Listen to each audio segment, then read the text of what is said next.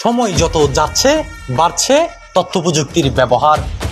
তথ্যপ্রযুক্তির ব্যবহার যত বাড়ছে তথ্যপ্রযুক্তির অপব্যবহারও। দর্শক, আপনি ঠিকই শুনেছেন। আমাদের দৈনন্দিন জীবনের ব্যবহৃত সোশ্যাল মিডিয়াকে কাজে লাগিয়ে কিছু অসাধু ব্যক্তি হাতিয়ে নিচ্ছে কোটি কোটি টাকা। এতক্ষণে দর্শক আপনি বুঝতে পেরেছেন আমি কোন বিষয় নিয়ে কথা বলতে যাচ্ছি। বলছি অনলাইন জুয়ার কথা। আমার এখন ঘরবাড়ি থাকতে বাধ্য। আমার পরিচয় গোপন রাখা এই যুবকের নাম রাকিব উদ্দিন। অনলাইন ক্যাসিনো খেলে এখন প্রায় নিঃস্ব। মোবাইলের বিভিন্ন অ্যাপসের জুয়ার বিজ্ঞাপন দেখে অনলাইন বেটিংয়ে আগ্রহ হন। লোভনীয় অফার দেখে একসময় আসক্ত হয়ে পড়েন অনলাইনের অন্ধকার জগতে। বিভিন্ন কাজকর্ম বাদ দিয়ে রাত জেগে বাজি নিয়ে ব্যস্ত থাকতেন।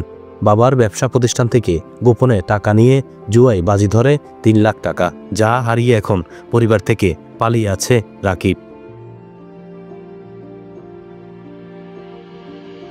রাকিবের মতো কয়েক হাজার মানুষ বেটিং বা অনলাইন জুয়ায় সঙ্গে জড়িত, অধিকাংশ স্কুল কলেজ পড়ুয়া তরুণ।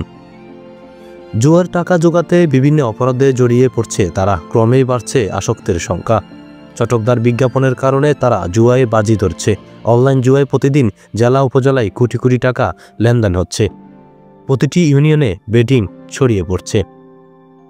স্কুল কলেজের শিক্ষার্থী ছাড়াও গ্রামাঞ্চলে একেবারে নিম্ন পর্যায়ের মানুষও এতে জড়িয়ে পড়েছে। দ্রুত এসব সাইট বন্ধ করা দরকার। কেউ কেউ এত পরিমাণ আসক্ত যে পরিবার ও সমাজের সাথে ঘটছে দূরত্ব, বাড়ছে পারিবারিক কলহ।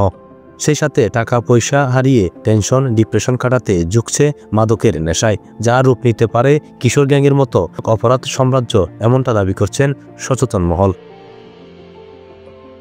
জুয়া খেলা আইনত দণ্ডনীয় অপরাধ। এ বিষয়ে প্রয়োজনীয় আইনি ব্যবস্থা গ্রহণ করবে বলে জানান প্রশাসন।